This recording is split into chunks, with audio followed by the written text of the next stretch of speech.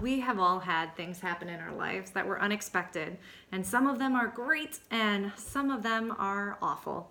But we are here to tell you that even the most epically awful things can be the foundation for something really beautiful. I'm Kyle. This is my wife, Betty. And when we woke up on my 30th birthday, we never dreamed that we would be saying goodbye to our 13-month-old daughter forever.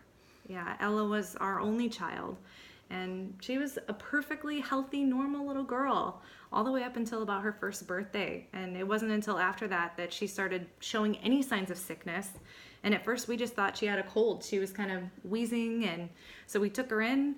And long story short, it was not a cold. We found out that she was actually in heart failure. And even after the diagnosis, everybody was optimistic about a full recovery. We were in the hospital for about a week. We were discharged, and we had weekly follow-up visits. All of our tests were going well. Yeah, it seemed like she was doing great. Yeah, so. she was improving, and everybody thought we were Out of the woods. out of the woods. Yeah. But then we got the call from daycare on his birthday, and we were just shocked. They said Ella is having trouble breathing and her lips are turning blue. And so we said, call 911, and we rushed to the emergency room and met her. And they told us that she would need to be airlifted to Children's Hospital. And so then the paramedics came with the helicopter, and before they could get her into the helicopter, they couldn't get her stabilized, and her little heart just stopped beating. Yeah, we were all shocked by her death, even the medical professionals. It wasn't until 6 weeks later that we found out that she had a genetic heart condition that caused her heart to grow and become too big.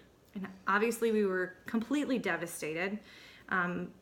We just were fiercely determined that something good had to come out of this situation. Like, we could not imagine losing the most precious thing in our entire world for nothing.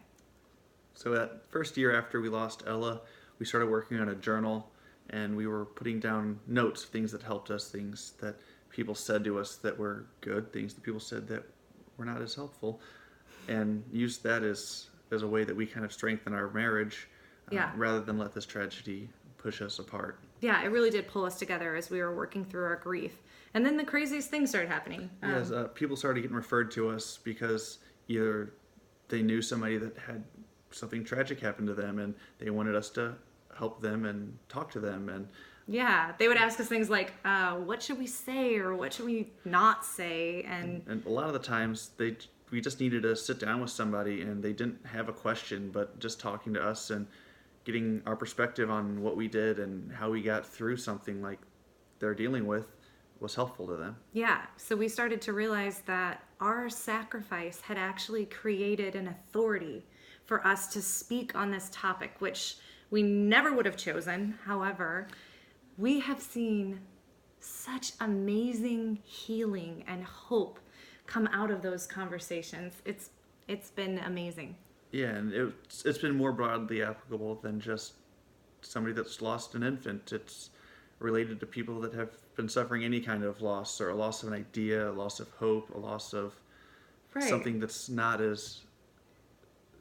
It's not death. Yeah, I mean, Right. really, seriously, people have crummy stuff that happens all the time, and it's working through that.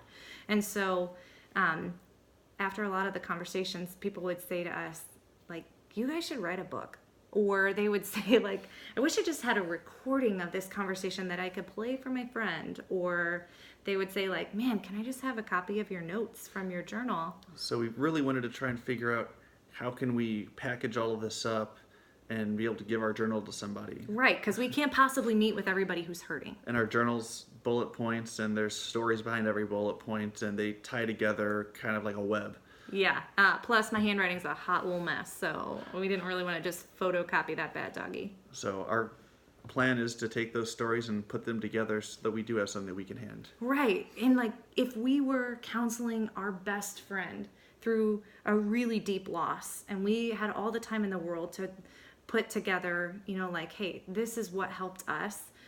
That is what this is shaping up to be. And we want to show people that big, awful, ugly, dark things don't have to stay buried in some corner somewhere. They can actually coexist with bright things and light.